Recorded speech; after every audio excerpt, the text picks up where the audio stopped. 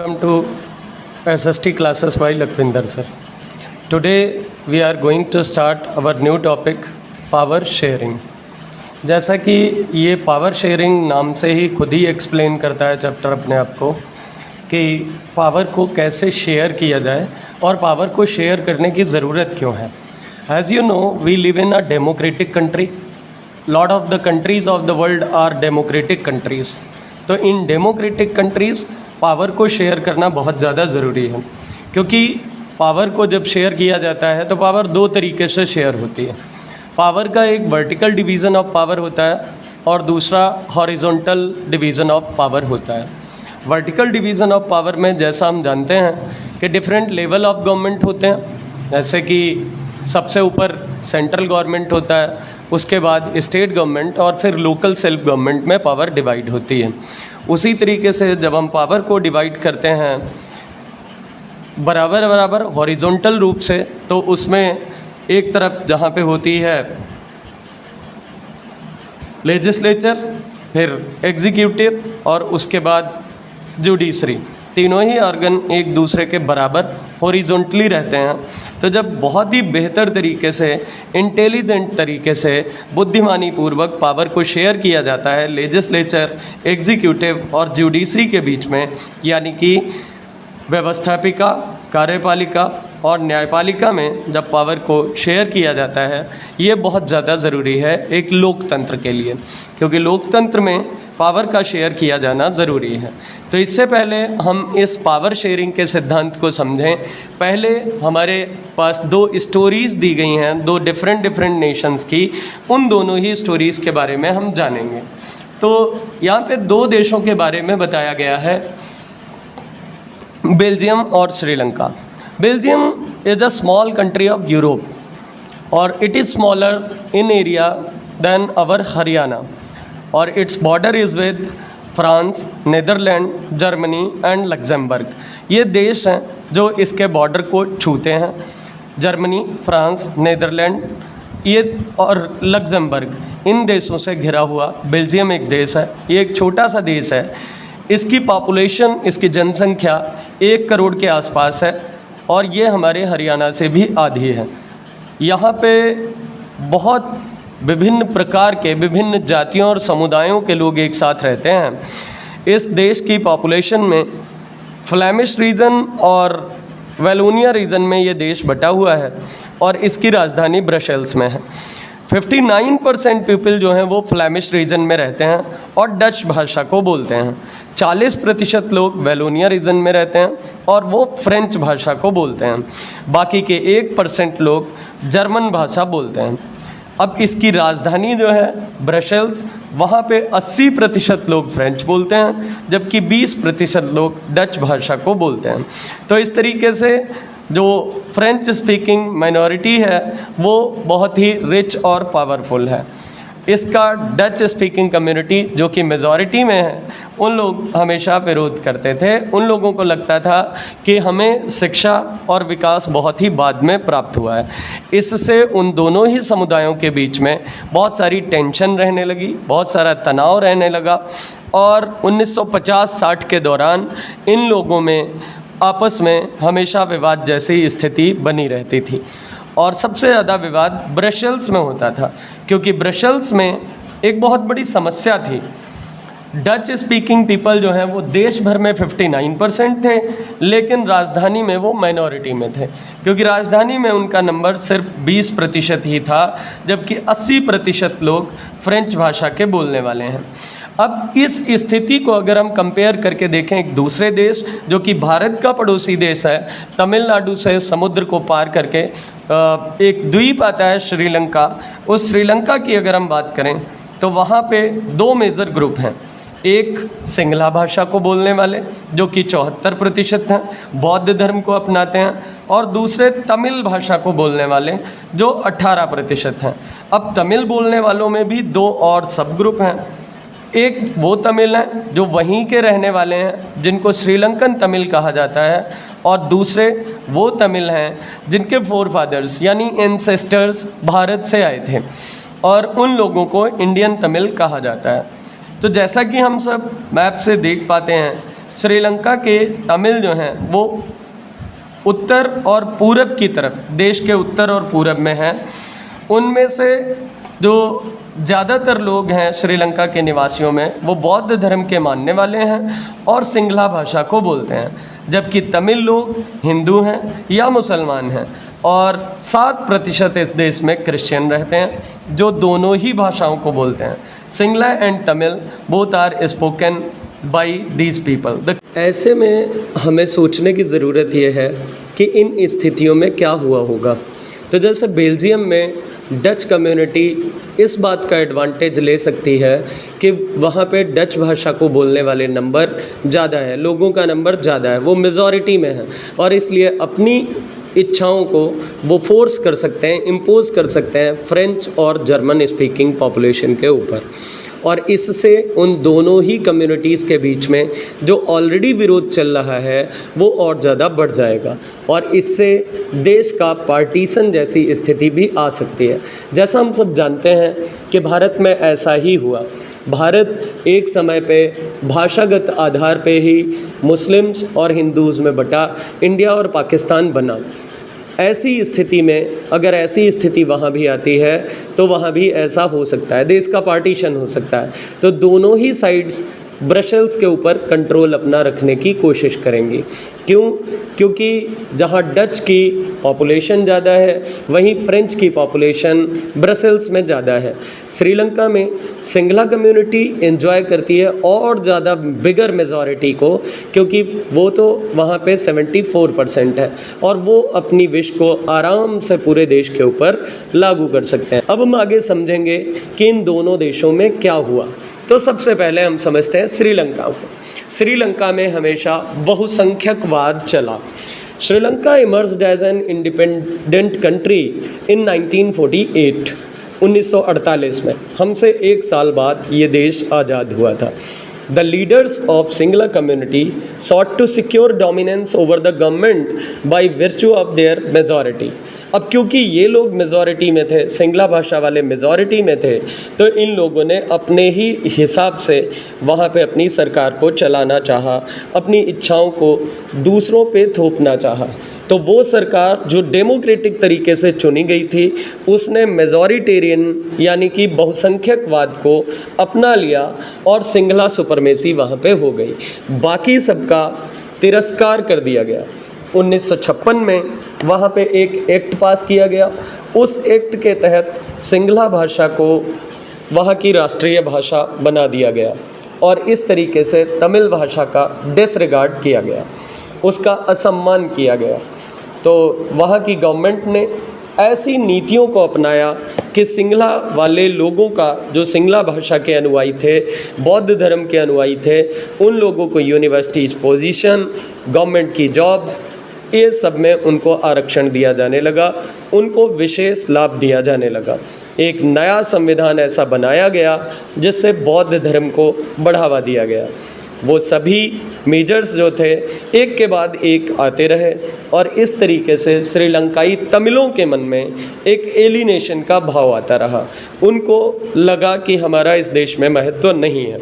उन्हें लगा कि कोई भी पॉलिटिकल पार्टी उनके फेवर की बात नहीं करती और उनकी भाषा के प्रति या उनकी संस्कृति के प्रति उनको जरा सी भी चिंता नहीं है। They felt that Constitution and government policies denied them equal political right, discriminated against them in getting jobs and other opportunities and ignored their interests। उनकी सारी चीज़ों को पूरे तरीके से नकार दिया गया, ना ही उनको बेहतर राजनीतिक अधिकार मिलते थे, उनके खिलाफ बहुत ही बुरे तरीके से डिस्क्रिमिनेशन होता था, भेदभाव होता था, उनको जॉब नहीं मिल पाती थी, उनके पास अपॉर्चुनिटीज़ अवेलेबल नहीं थी और उनकी रुचियों का भी ध्यान नहीं रखा जाता था। और इसका परिणाम ये हुआ कि उनके बीच के जो रिश्ते थे, आपसी संबंध सिंगला भाषा बोलने वाले और तमिल भाषा बोलने वाले लोगों के बीच में आपसी संबंधों का खराब होना शुरू हो गया। तो इस तरीके से श्रीलंका के तमिलों ने बहुत सारी पार्टीज़ बनाई, स्ट्रगल करना शुरू किया, संघर्ष किया ताकि उनकी लैंग्वेज को भी ऑफिशियल लैंग्वेज बनाया जाए। ताकि उनको भी एक ऐसा राज्य दिया जाए, एक ऐसा क्षेत्र दे दिया जाए जहाँ पे उनकी भाषा को पूरा सम्मान मिल सके। तो उन्होंने ऐसे में राजनीतिक संगठन बनाए और बना करके 1980 में उन लोगों ने एक तमिल एलम यानी कि एक तमिल स्टेट की मांग कर दी कि हमें श्रीलंका के उत्तरी और पूर्वी भागों में एक राज्य दे दिया जाए। इस तरीके से both the communities felt alienated from one another, they had discontent among themselves, और उन दोनों के बीच में एक दूसरे के प्रति गुस्सा रहने लगा। और इस डिस्ट्रस्ट की वजह से, जो वो एक दूसरे पे विश्वास नहीं करते थे, इस वजह से दोनों ही कम्युनिटीज़ के बीच में कन्फ्लिक्ट की स्थिति बन गई, विवाद की स्थिति बन गई, और इस वजह से ही श्रीलंका में सिविल वॉर हो गया। सिविल वॉर यानी कि गृह युद्ध। गृह युद्ध का कारण साफ था, तमिलों को तिरस्कृत किया जाना और सिंगला भाषा को ऑफिशियल यानी कि आधिकारिक भाषा बनाया जाना। इससे दोनों ही समुदायों के बीच जो युद्ध हुआ, उस युद्ध में दोनों ही पक्षों के हज़ारों लोग मारे गए। बहुत सारे परिवारों को देश छोड़ना पड़ा, रिफ्यूज़ीज़ के रूप में अपना जीवन यापन करना पड़ा, बहुत सारे लोगों की जीविका चली गई।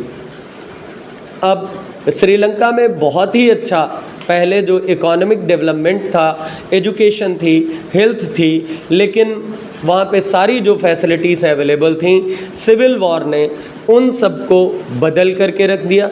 देश बहुत ही पिछड़ गया और वहाँ पे सामाजिक, सांस्कृतिक और आर्थिक रूप से बहुत ही पिछड़ापन आया। आखिरकार 2009 में ये सिविल वॉर ख़त्म हुआ। अब ये स्थिति श्रीलंका की थी। आगे हम लोग समझेंगे कि बेल्जियम में सिविल वॉर जैसी स्थिति क्यों नहीं आई, how people of Belgium were able to save themselves from civil war. तो हेडिंग इज़ गिवन कि एकोमोडेशन इन बेल्जियम। बेल्जियम में व्यवस्था। Belgian leaders took a different path. Belgium के नेताओं ने एक अलग रास्ता अपनाया। They recognized the existence of regional differences and cultural diversities. उनको वहाँ पे देखा उन्होंने कि क्षेत्र के हिसाब से भी अंतर है और लोगों का कल्चरल डिफरेंस भी है। 1970 से लेकर के 1993 तक 23 साल के समय में उन्होंने अपने संविधान को 4 बार संशोधित किया और उन्होंने एक ऐसा अरेंजमेंट बनाया जिससे देश के अंदर हर कोई एक साथ रह पाए।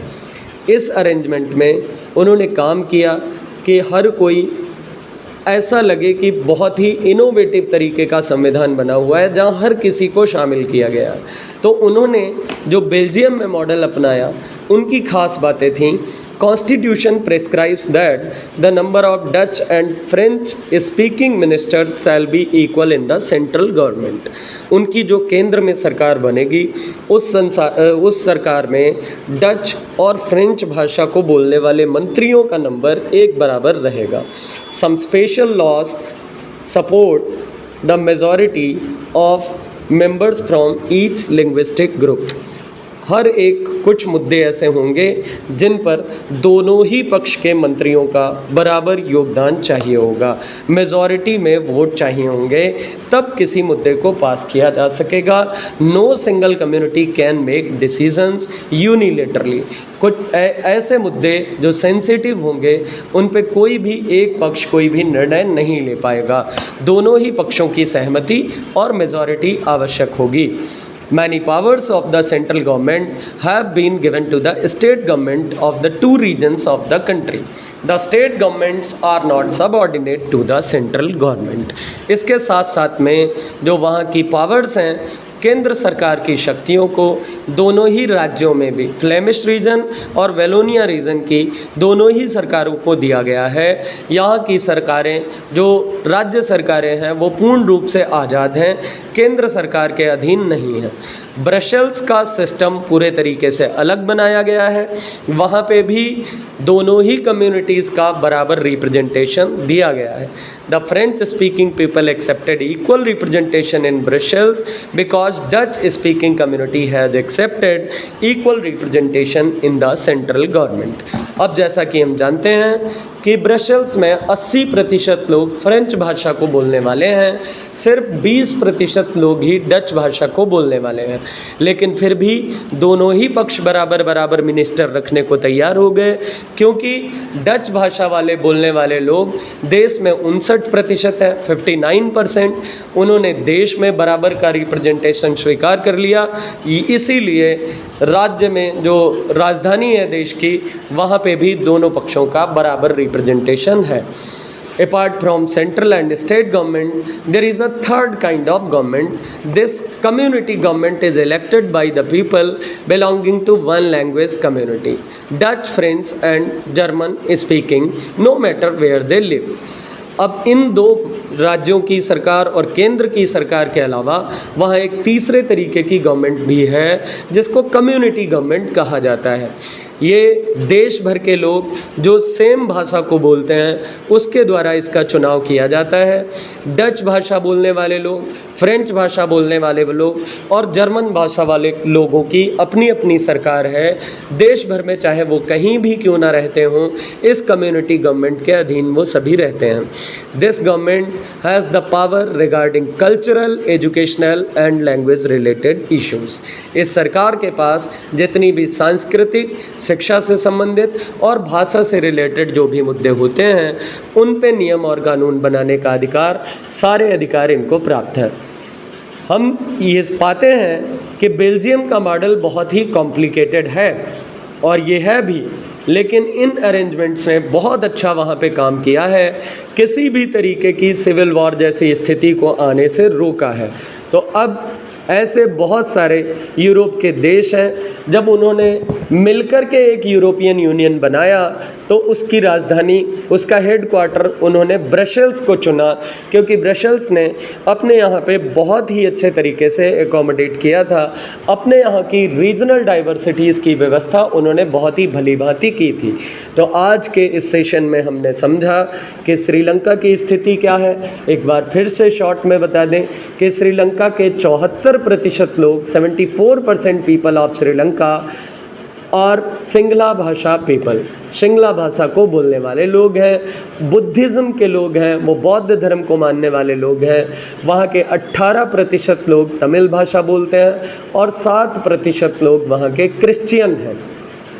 वहाँ पे क्रिश्चियन और तमिलों को कोई विशेष अधिकार प्राप्त नहीं है।